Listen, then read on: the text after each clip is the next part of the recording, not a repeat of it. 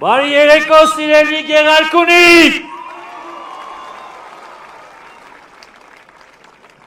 Սիրելիներս, տպավորություն է, որ ցուրտ է ու կարիք կա տաքանալու եւ ես առաջարկում եմ ընտրություններ 2026-ին քվեարկում ենք։ Ընտրություններ 2026-ին քվեարկում ենք։ Սիրելի գեղարքունիքցիներ, սիրելի հայրենակիցներ, գաղտնիք չէ, որ 2018 թվականից հետո վարչապետ Փաշինյանի գլխավորած իշխանությունը մեծ ջանքեր է գործադրել մեր երկրի զարգացման համար եւ հսկայական ներդրումներ է կատարել մեր բանակի զարգացման եւ ամրացման համար։ Հիմա ես մի քանի թվերի մասին եմ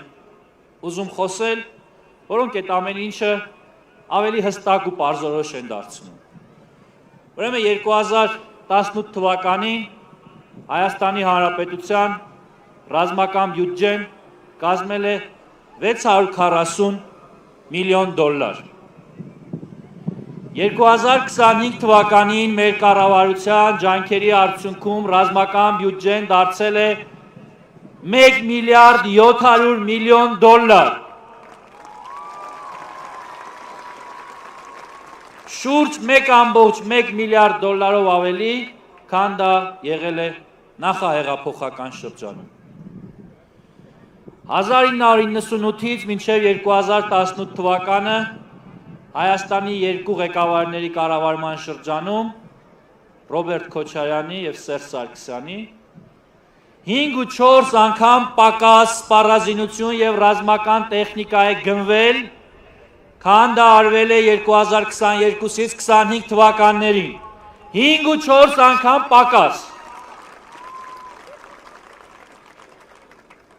Ոտքի է կանգնել հայկական ռազմաարդյունաբերությունը։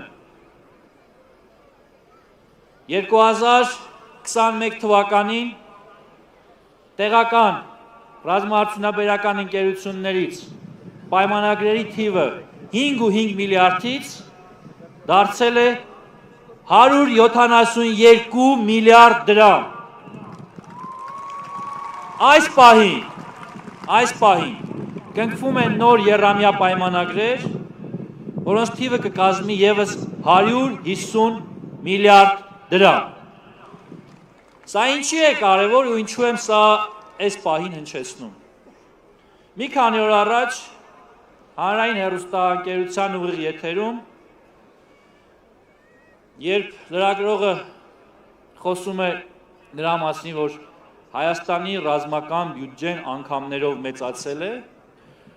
Ռոբերտ Քոչարյանը արձագանքում է, իսկ դրա քանի տոկոսն է ատկատ։ Ուրեմն, ատկատի եւ թալանի մասնագետը խոսում է ատկատից։ Թալանչին ուզում է իր կեղտը քսել մեր վրա։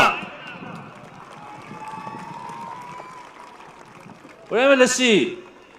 այ անցյալի անպատասխանատու ուրվական Նիկոլ Փաշինյանի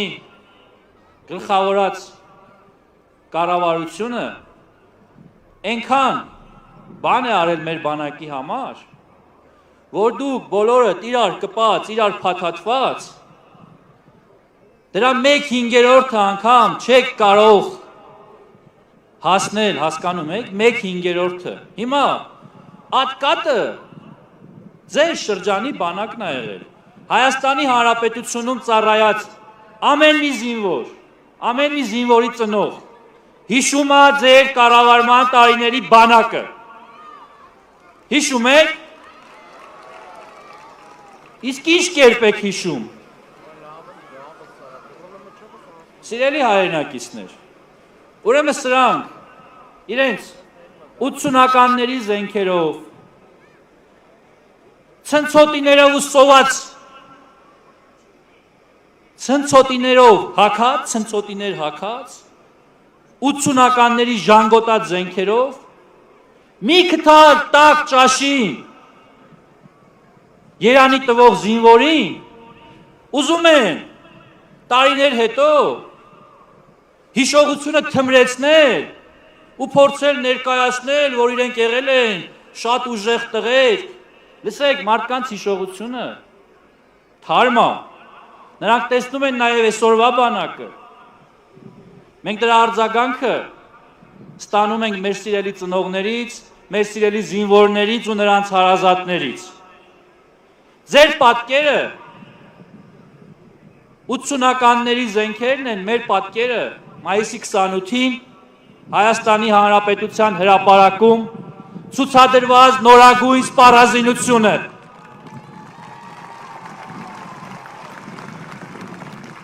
Ամեն օր զարգացող Հայաստանի ռազմաարդյունաբերությունը։ Ուրեմն այդ անպատասխանատու խոսքիդ համար կամ պիտի հրապարակային ապացույցներ բերես,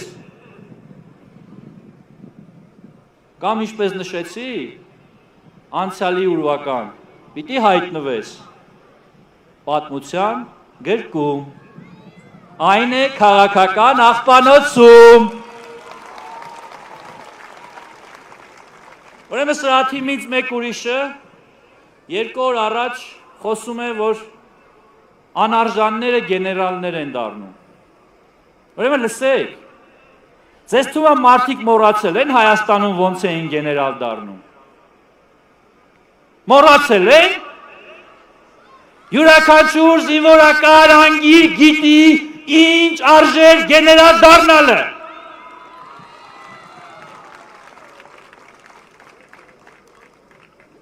Ուրեմն առանց ամաչելու, առանց գետինը մտնելու խոսում են արժանինքներից, որ դուք պատիվ ունենաք, ընդհանրապես բերաններդ կբացեք, կամ ասում է կոչ եմ անում զինվորականներին չվախել Պապիկյանից, գլխավոր շտաբի պետից ու գնալ քվեարկել հոգուտ Ռոբերտ Քոչարյանի։ Ուրեմն լսի, մոռացել եք, որ զինվորների վզին տալով տանում եք քվեախցիկներում գլխին կանգնում քվեարկել տալի, մոռացել եք։ Ձեզ թվում է այդ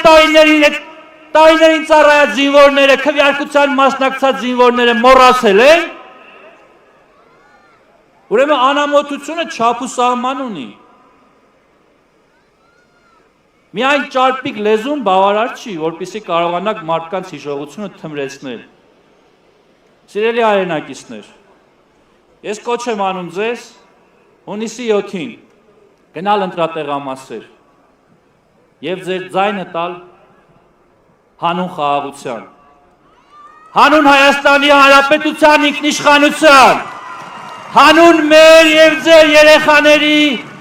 վառ ապագայի։ Ընտրություններ 2026-ին քվեարկում ենք։ Ընտրություններ 2026-ին քվեարկում ենք։ Ուրեմն ոչ անցյալի ուրվականներին, ոչ նրանց հոգեզավակներին եւ սատելիտներին,